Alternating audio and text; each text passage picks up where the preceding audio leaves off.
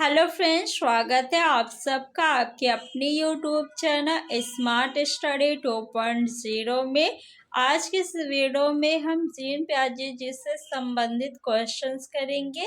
ये आपका पार्ट 2 है। पार्ट 1 में मैंने आपको जीन प्याजे जी के बारे में बताया, इनके सिद्धांत के बारे में बताया, इन्होंने किस पे प्रयोग किया वो बताया, इनके जो कथन है प्रमुख आपके एग्जाम में जो पूछे जाते हैं उन्हें भी मैंने बताया। जीन प्याजे जी के संज्ञानात्मक विकास की चारों अवस्थाओं के बारे में बताया और कीवर्ड भी बताया कि किस तरह आप क्वेश्चन को सॉल्व करेंगे कीवर्ड की सहायता से। और उस वीडियो में मैंने आपको 10 क्वेश्चन भी कराया है। आज की इस वीडियो में हम क्वेश्चन नंबर 11 से स्टार्ट करेंगे। तो चलिए फ्रेंड्स, वीडियो को स्टार्ट करते हैं। उस वीडियो में मैंने सभी अवस्थाओं की विशेषता भी बताई है जो एग्जाम में बहुत ज़्यादा पूछा जाता है, तो आप लोग वो वीडियो ज़रूर देखिएगा। जीन पियाजे के अनुसार अधिगम के लिए निम्नलिखित में से क्या आवश्यक है?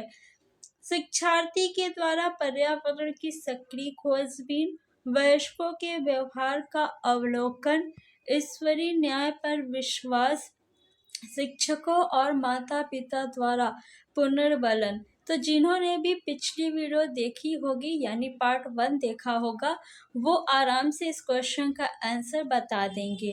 प्याजा जी ने क्या कहा कि बच्चे जो है वो नन्हे वैज्ञानिक है, दुनिया के बारे में अपने ज्ञान का सृजन वो स्वयं करते हैं।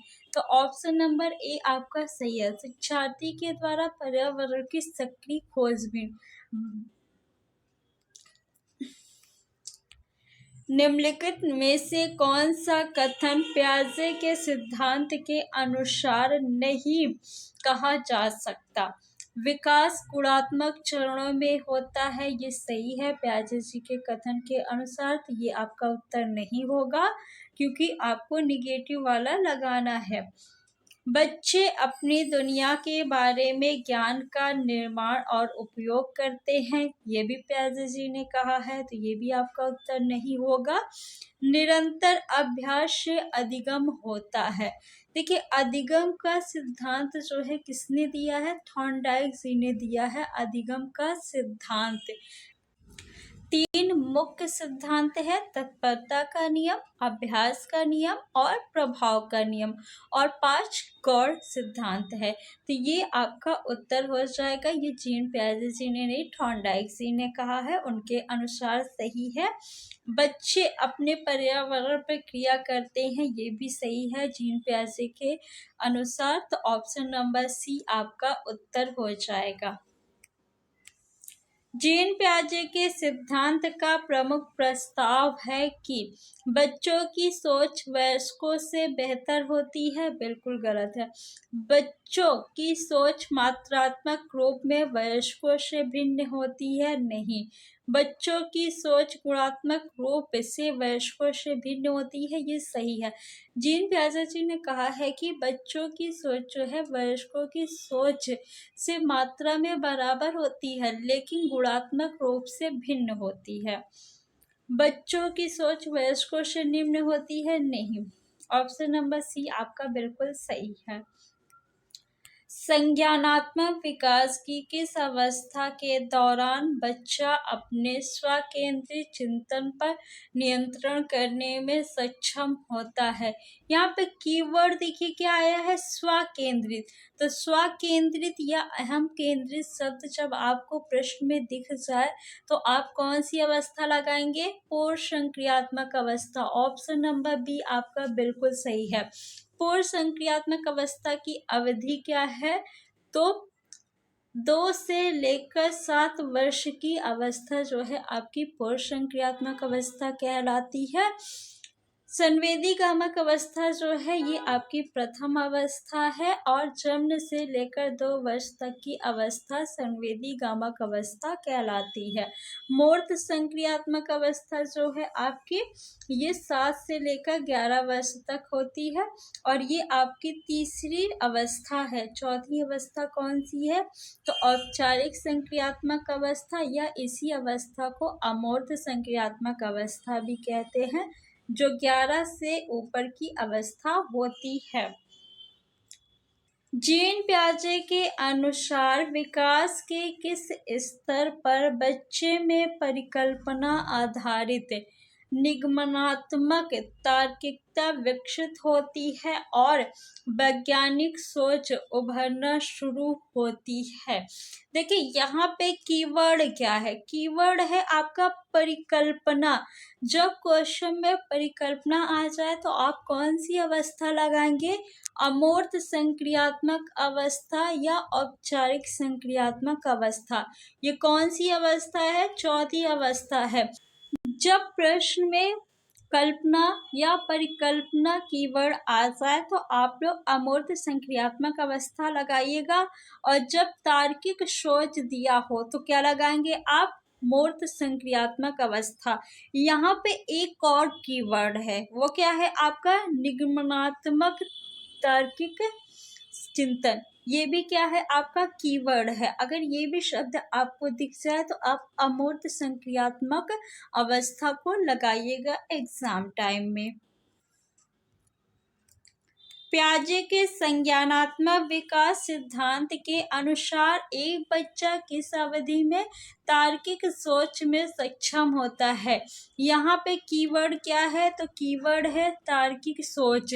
तो आप कौन सी अवस्था लगाएंगे, संक्रियात्मक अवस्था। ये सभी कीवर्ड जो है मैंने आपको वीडियो जो पार्ट 1 है उसमें बताया है, तो आप लोग पार्ट 1 इसका जरूर देखिए। क्वेश्चन नंबर 17, पियाजे के अनुसार सूचना प्रक्रिया की कौन सी विधि अवधि स्कीमा के निर्माण में मदद करती है। स्कीमा किसे कहते हैं, तो छोटी छोटी सूचनाओं का संग्रह जो है स्कीमा कहलाता है। और सूचना प्रक्रिया की कौन सी अवधि स्कीमा के निर्माण में मदद करती है, तो वो समायोजन। समायोजन इसका मतलब क्या है, देखिए मान लीजिए आपने कोई प्लान बनाया है। अब मान लीजिए आपने सीटेट पास करने के लिए कोई प्लान बनाया है। अब आगे चल के आपको कोई और नई इंफॉर्मेशन मिलती है, तो आप इस अपनी नई इंफॉर्मेशन के आधार पे इसमें जो भी आप चेंजेस करेंगे वही आपका समायोजन कहलाएगा। और जो आपने इसमें प्लान बनाया है ना, वही आपकी स्कीमा है। तो ऑप्शन नंबर डी आपका बिल्कुल सही है। आई होप कि आपको ये क्वेश्चन अच्छे से समझ में आ गया होगा। जीन पियाजे के अनुसार बच्चा किस अवस्था में प्रतीकों भाषाओं के प्रयोग का कौशल प्राप्त करता है, तो यहाँ पे कीवर्ड क्या है, प्रतीक। प्रतीक क्या है, कीवर्ड है। ये किस अवस्था की विशेषता है, तो ये पूर्व संक्रियात्मक अवस्था की विशेषता है। ऑप्शन नंबर बी आपका बिल्कुल सही है। पियाजे मुख्यतः किस क्षेत्र में योगदान के लिए जाने जाते हैं, तो पियाजे जो है वो संज्ञानात्मक विकास के क्षेत्र में योगदान के लिए जाने जाते हैं। इन्होंने संज्ञानात्मक विकास की कितनी अवस्थाएं बताई हैं, तो 4 अवस्थाएं बताई हैं। पियाजे के सैद्धांतिक दृष्टिकोण से नई सूचनाओं को अपने मौजूदा ज्ञान में शामिल करने को क्या कहते हैं, तो क्या कहते हैं, आत्मसात्करण कहते हैं पियाजे के अनुसार। अब इसको हम समझ लेते हैं। देखिए आप अगर सीटेट पास करना चाहते हैं तो प्रीवियस ईयर के जितने भी क्वेश्चन पेपर है उन्हें सॉल्व कर लीजिए, आप सीटेट एग्ज़ाम पास कर लेंगे। और आप previous year question paper solve कर रहे हैं, फिर कुछ दिनों बाद जो है आपको पता चलता है कि इसमें कुछ ऐसे टॉपिक है जिनसे हर बार क्वेश्चन पूछा जाता है। तो आप क्या करेंगे कि उन इम्पॉर्टेंट टॉपिक को भी पढ़ेंगे, यानी अपने ये जो मौजूदा ज्ञान है इसमें नए ज्ञान को आपने क्या किया, जोड़ लिया। इसी को कहते हैं आत्मसात्करण करना। तो ऑप्शन नंबर सी आपका बिल्कुल सही है। नेक्स्ट क्वेश्चन है कि भाषा एवं चिंतन के संदर्भ में जीन पियाजे के अनुसार निम्न में से कौन सा कथन सही है। चिंतन भाषा का निर्धारण करता है। भाषा और चिंतन दोनों स्वतंत्र प्रक्रिया है। भाषा और चिंतन दोनों आंतरिक प्रवृत्तियां हैं। भाषा चिंतन का निर्धारण करती है। देखिए, भाषा जो है वो चिंतन का निर्धारण नहीं करती है। आप जो सोचेंगे वही बोलेंगे। तो चिंतन जो है वो भाषा का निर्धारण करती है, यानी ऑप्शन नंबर ए आपका सही है। एक बच्चा सिर्फ मूर्त वस्तुओं के साथ ही समस्याओं का समाधान कर सकता है। उसकी समस्या समाधान की यह विशेषता किस स्तर के अंतर्गत आती है?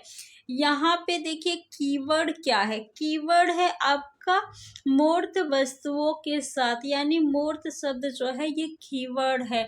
तो कौन सी अवस्था होगी, बताइए कौन सा ऑप्शन सही होगा? ऑप्शन नंबर सी आपका सही है, मूर्त संक्रियात्मक अवस्था। जीन पियाजे ने संज्ञानात्मक विकास के अपने सिद्धांतों को विकसित और प्रस्तावित किया। कब विकसित किया? तो मध्यकालीन समय में इन्होंने विकसित किया और 1900 ईस्वी में प्रस्तावित किया, यानी ऑप्शन नंबर डी आपका बिल्कुल सही है। जीन पियाजे ने संज्ञानात्मक विकास के अपने सिद्धांत को विकसित करने के लिए आंकड़े एकत्र किए। कहाँ से एकत्र किए? संज्ञानात्मक विकास पर साहित्य समीक्षा करके, कई अभिभावकों के साथ चर्चा करके, अपने बच्चों को देखकर, प्रयोगशाला में बच्चों के साथ प्रयोग करके। तो जिन्होंने भी पार्ट 1 देखा होगा वो आसानी से इसका उत्तर बता देंगे। ऑप्शन नंबर सी आपका बिल्कुल सही है। जीन पियाजे जी ने जो है अपना प्रयोग अपने बच्चों पे ही किया था। पियाजे के अनुसार एक शिक्षक का व्यवहार कैसा होना चाहिए? तो पियाजे के अनुसार जो है एक शिक्षक का व्यवहार गतिशील और लचीला होना बहुत जरूरी है। ऑप्शन नंबर ए आपका बिल्कुल सही है। पियाजे के अनुसार बच्चों का चिंतन वयस्कों से रिक्त स्थान में भिन्न होता है बजाय रिक्त स्थान के। तो पियाजे के अनुसार जो है बच्चों का चिंतन वयस्कों से प्रकार में भिन्न होता है बजाय मात्रा के। किसमें भिन्न होता है? तो प्रकार में भिन्न होता है, यानी बच्चे जो है वो अलग तरीके से सोचते हैं और वयस्क अलग तरीके से सोचते हैं। मात्रा में दोनों की सोच जो है वो बराबर ही है। मात्रा में ऐसा नहीं है कि बच्चों के पास कम दिमाग है या बड़ों के पास ज़्यादा दिमाग है। दोनों के पास जो दिमाग है वो बराबर ही है। जीन पियाजे के अनुसार प्रारूप यानी स्कीम निर्माण वर्तमान योजनाओं के अनुरूप बनाने हेतु नवीन जानकारी में संशोधन और नवीन जानकारी के आधार पर पुरानी योजनाओं में संशोधन के परिणाम के रूप में घटित होता है। इन दो प्रक्रियाओं को जाना जाता है, किस नाम से जाना जाता है? तो नवीन जानकारी में संशोधन जो है आपका वो समायोजन कहलाता है और नवीन जानकारी के आधार पर पुरानी जो योजना है उसमें संशोधन समावेशन कहलाता है। ऑप्शन नंबर 4 आपका बिल्कुल सही है। संज्ञानात्मक विकास निम्न में से किसके द्वारा समर्थित होता है? उन गतिविधियों को प्रस्तुत करना जो पारंपरिक पद्धतियों को सुदृढ़ बनाती है, एक समृद्ध और विविधतापूर्ण वातावरण उपलब्ध कराना, सहयोगात्मक की अपेक्षा व्यक्तिगत गतिविधियों पर अधिक ध्यान केंद्रित करना, जितना संभव हो उतनी आवृत्ति से संगत और सुनियोजित परीक्षाओं का आयोजन करना। आवृत्ति मीन्स होता है कि बार बार किसी क्रिया को दोहराना और बार बार किसी क्रिया को करना, याद करना, कंठस्थ करना, ये सब क्या है? निगेटिव टैग वर्ड है, तो ये ऑप्शन आपका गलत हो गया। सहयोगात्मक की अपेक्षा व्यक्तिगत गतिविधियों पर अधिक ध्यान केंद्रित करना ये भी गलत है। उन गतिविधियों को प्रस्तुत करना जो पारंपरिक पद्धतियों को सुदृढ़ बनाती है। पियाजे जी के अनुसार बच्चे जो है वो रहने वैज्ञानिक है, ये अपने ज्ञान का निर्माण स्वयं करते हैं, तो आपको पारंपरिक पद्धतियों को नहीं अपनाना है। तो ये आपका पहला वाला जो है वो बिल्कुल गलत है। ऑप्शन नंबर सेकंड बिल्कुल सही है, एक समृद्ध और विविधतापूर्ण वातावरण उपलब्ध कराना। निम्नलिखित में किसने बौद्धिक विकास को आयु से संबंधित बताया है? तो जीन पियाजे जी ने संबंधित बताया है और इनकी इस बात से आलोचना भी हुई है। पियाजे के अनुसार इनमें से कौन सा कारक संज्ञानात्मक विकास में महत्वपूर्ण भूमिका नहीं निभाता है? क्वेश्चन में नहीं है, इसे आप लोग सर्कल कर लीजिए। गतिविधि, भौतिक दुनिया के साथ अनुभव, अनुकूलन, परिपक्वता। देखिए ये सही है आपका। गतिविधि, जीन पियाजे जी ने कहा है ना कि बच्चे जो है नन्हे वैज्ञानिक है, सक्रिय खोज करता है, तो खोज करेंगे यानी गतिविधि करेंगे, ये तो सही है। भौतिक दुनिया के साथ अनुभव, ये भी आपका सही है। और कौन सा सही नहीं है? अनुकूलन जो है ये सही नहीं है, तो ऑप्शन नंबर 18 आपका उत्तर हो जाएगा। तो फ्रेंड्स, ऐसी और वीडियो देखने के लिए आप लोग हमारे चैनल को सब्सक्राइब कर लीजिए। Thanks for watching.